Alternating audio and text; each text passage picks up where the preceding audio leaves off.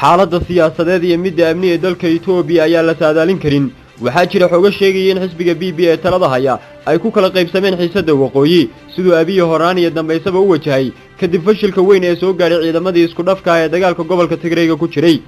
ururada hubeysan ee dalka Itoobiya ayaa laga soo sheegayaa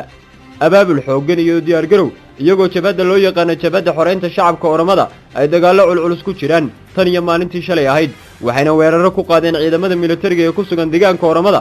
guulo waaweyn ayay ka gaareen xog baan idinka haynaa waa sidii xiisadda colaadeed ee qoomiyadaha dalka Itoobiya waqtigan kooxda TPLF oo inta badan dhulkoodii xoreysatay gacantana ku dhigtay reer galbeedka oo si weyn ula dhacsan guulahooda arrintaasi miyay xaqiijin kartaa fashilka soo gaaray Abiy oo ay salka dhulka ugu dhufteen arrimahan ayaana ku keensan kara Abiy in waxyaabo badan lagu sanduleeyo dhanka kale waxaanu warbixintan ku eegi doonaa maxaa kala gudban siyaasiyiinta dawladda deegaanka Soomaalida mucaarad iyo muxaafidba waxgaradka dhalinyarada iyo aqoon-yahankaba xaaladan hordhaca u kala guurka iyo fursadaha inoo suurtoobi kara waqti xaadirkan ayaynu ku eegi doonaa warbixintan fadlan la sii wadaag asxaabtaada oo sii faafi aan ku horeynay dhulka deegaanka Tigreega oo badan buuraley dagaaladii cuscuslaa ee ka socday guud ahaanba gobolka Tigreega waxay sababeen in waqti kooban ay ku dhintaan kumanaan kun oo qof oo dhiigoodu qulqulo waxyaabaha ugu yar ee khasaaraha ka soo gaaray shacabka rayidka ah sida caruurta haweenka iyo waayeelka aan ka qayb qaadan karin dagaalka ayaa ah halista laba dhinaca midda koobaad waxay ahayd kufsiga dilka dhaca iyo sirqinta gaboodfallada ay ciidamada militariga kula kaceen iyo halista kale oo ah holaca sunta hubka iyo baaruudda naafeeyey da'yar aan waxba galabsan sidoo kale hardanka kooxaha diriraya wuxuu sababay masiibo bini'aadantinimo in ka badan 5 milyan oo qof ayay macaluul iyo cunto yaraani la soo daristay oo si degdeg ah ugu baahan raashin gargaar ah halka ay 350 kun oo qofna ay macaluul la sii liitaan oo ay aad u sii jilicsan yihiin qaxa shacabka colaadda ka firdhaday ayaa tira beel ah oo xadka Suudaan talaabay sidaasna qaxooti ugu ah waqtigan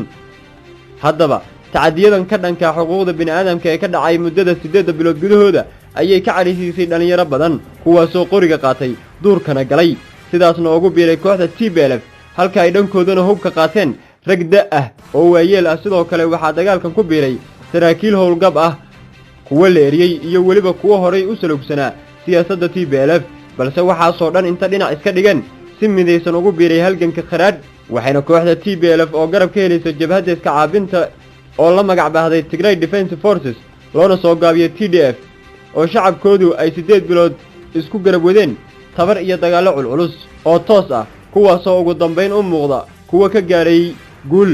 kooxdan TPLF ayaana intii badneed deegaankooda xoreysatay oo waqtigan gacanta ku haysa iyagoo ka saaray ciidamadii Eritrea iyo kuwii militariga Itoobiya colaadan oo ay ku suntan yihiin ra'iisul wasaare Abiy Ahmed iyo madaxweynaha dalka Eritrea siyaas afawarqa ayay wadamada caalamku kala kulmeen cadaadis xooggan cambaarayn iyo waliba cunaqabatayn lagu soo rogay madaxda sarsare ee dalka Itoobiya iyo Eritrea iyo kuwa hogaaminta ciidamada labada dal hase ahaatee wuxuu jabkan iyo guuldarada la soo daristay Abiy Ahmed ay noqonaysaa mid sii wiiqaysa siyaasadii aan hore cagaha quman ugu taagnayn ee uu ku hagayay dalka Itoobiya ee ku salaysneed xoog inuu ku muqooniyo dalka isagoo hore xabsiga ugu taxaabay siyaasiyiintii ka aragti duwanaa halka intuu talada dalka qabtayna la dilay madax sarsare oo dawladdiisa ka mid ah taasoo ka dhigaysa in taariikhda abid talisyadii Itoobiya soo maray madax ku jirta oo xil haysa oo mas'uuliyiin ah sidoo kale darajooyin sarsare lahaa siyaasiyiin iyo dad caan ahba lagu dhex dilo magaalooyinka waaweyn ee dalka iyo sidoo kale magaalada caasimadda ah ee Addis Ababa sababo la xiriira amni darro ka jirta dalka dhexdiisa awgeed dhanka kale waxaa xadka baxa colaadaha ka dhacaloosan qoomiyadaha Itoobiya oo si baan isku xasuuqaya dhammaan arrimahan ayaana hoos u dhigaya rajada lagu sii qabi karo Abiy Ahmed oo ku soo hogaamin karo dalkani qarka u saaran inuu kala daato oo colaadda hareysay iyo awoodiisa ciidan iyo mid dhaqaale oo aad u hooseysa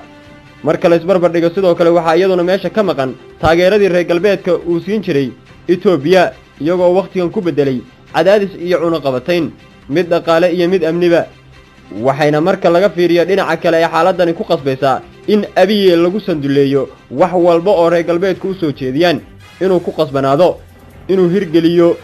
haddaba waa halkan meesha ay ka heli doonto TPLF fursadda oo ay kaashan doonaan ururada mucaaradka Itoobiya kuwooda ugu tunka weyn oo qaarkood tabasho qabaan siyaasiyiintoodana xabsiyada ku jiraan kadibna ay Abiy kula gorgortami doonaan waxyaabo badan waa marka la soo keenay wada hadal ay ku qasbanaadaan dhinacyadu iyo loolan awoodeed oo u dhaxeeya qoomiyadaha kala duwan ee dalka Itoobiya dagaaladan ay ciidamada isku dhafka ee dalalka Itoobiya iyo Eritrea ay ku qaadeen gobolka Tigreega ayay dawladda Itoobiya uga dan lahayd inay ku soo qabqabato kooxda TPLF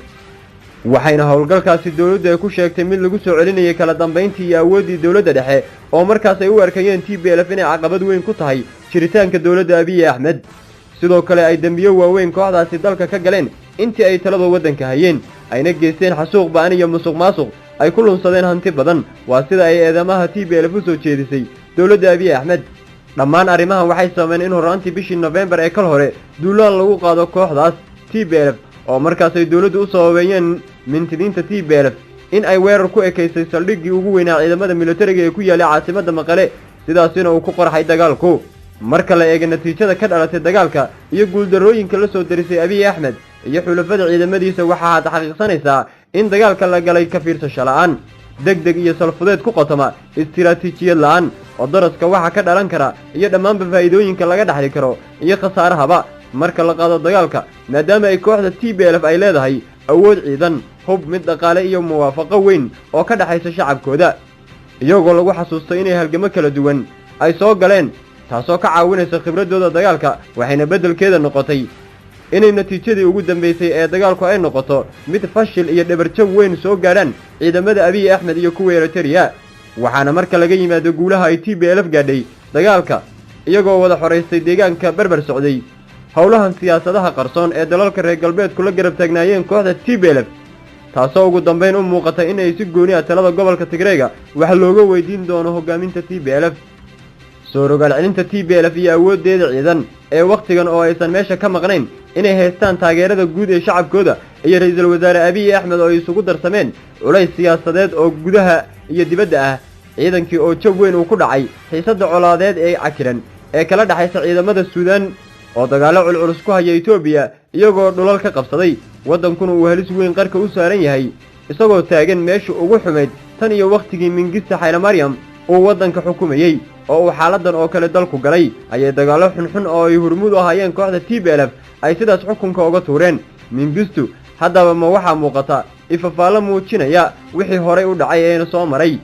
hase ahaatee dalalka reer galbeedka iyo beesha caalamkuba waxay door bidayaan in la isugu yimaado miiska wada hadalka oo dhinacyadu heshiis iyo afgarad ka gaaraan xaaladan murugsan balse natiijada ugu dambeysay ee TPLF ay ka damacsan tahay arrimahan way ka duwan yihiin is-afgarad iyo heshiis oo waxay tirsanayaan dhib aad u weyn in loo geystay waxayna ku goodinayaan inay aarsan doonaan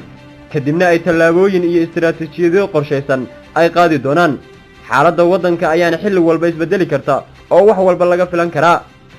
ugu dambayn inagoo ka gaashaamanayna xaaladda culus ee dalka la soo daristay iyo baraarug la'aanta ilaa hadda ka muuqata dhammaan ururada siyaasadda deegaankeenna madaxda dawladda gaar ahaan mas-uuliyiinta ONLF siyaasiyiinta madaxa bannaan madax dhaqameedka iyo waxgaradkuba waxaa looga baahan yahay inay isku tashi sameeyaan oo ay ka fikiraan kana wada tashadaan marxaladahan waaweyn dhankoodana aqoon-yahanku waa inay bulshada u ifiyaan waxa maanta inoo suurtoobi kara iyo fursadaha soo muuqda wixii ka soo kordha wararka Itoobiya oo xaqiiqo ah kala soco halkan soo ururin iyo gudbinta xogihii ugu dambeeyay Itoobiya oo xaqiiqo ah waa xagga yaga wixii faafin ah oo aad la sii wadaagtaan asxaabtiinana waa dhankiina